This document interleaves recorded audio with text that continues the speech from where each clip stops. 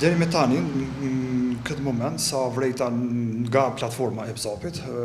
dikun janë rrëth 6 vendime me gjopë që janë shqiptuar disa kandidatëve dhe subjekteve politike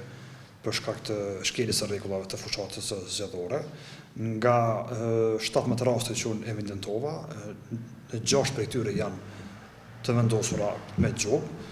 me 7.000 euro gjopë për gjuhë nxitse dhe urrejtëse, më së shumti deri më tani po prin iniciativa qytetare e Skënderajit, Sokol Halili.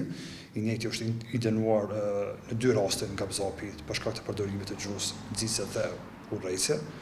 Pastaj prin e dyta është Partia Demokratike e Kosovës, edhe i njëjta për shkak të bërjes së fushatës në institucione publike apo edhe për gjuhë nxitse.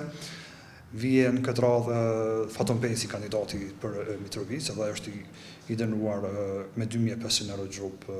për shkak të bërjes së fushatës në hapësira publike, dhe së fundi është edhe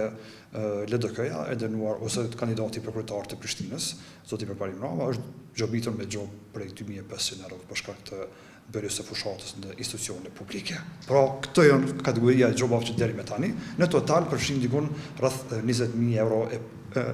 rreth 20.500 euro gjopë. Për dallim prej zgjedhjeve parlamentare të datës në shkurt, vetëm në 10 ditë e para të atyre zgjedhjeve, BZAP-i pati shqiptuar dikun mbi 100.000 euro gjopë. Dhe numri i ankesave për gjuhë nxitse dhe urrejtëse ka qenë edhe më i madh sa tani, sa i përket aktualisht fazës deri tanishme. Pra, dikun në 2 apo 3 raste tani kemi dënime mbi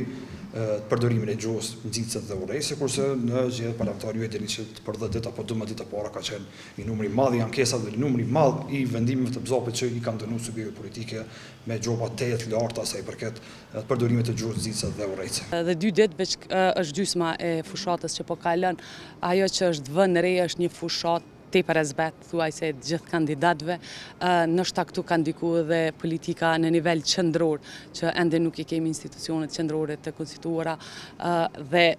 nuk është rëndësia, nuk është duke ju kushtu atë sa duhet këtyre zgjedhjeve lokale sa do duhej, duke i pas problemet në nivel qendror. Do të thotë nështë më shumë po vazhdojnë të marrin vëmendje ngjarjet në nivel qendror se sa në nivel lokal, e që konsideroj që është gabim, sepse komuna është dera e parë e qytetarit ku do të adresoj kërkesat e tyre, dhe programet e tyre lënë shumë për të dëshiruar. Do të thotë niveli edhe i debateve në televizion, edhe i kronika sa përcillen fushata zgjedhore lë shumë për të dëshiruar. Janë duke u monitoru të gjitha, ka debate me shprehje nështë që nuk do duhej ti dëgjënim nga kandidatët cilët në ato pak debate, dhe mund të them që ka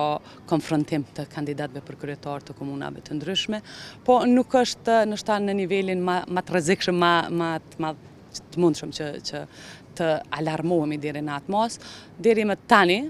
konsideroj që java e fundit do jetë pak më e shprehur kjo gjuhë e dhunës.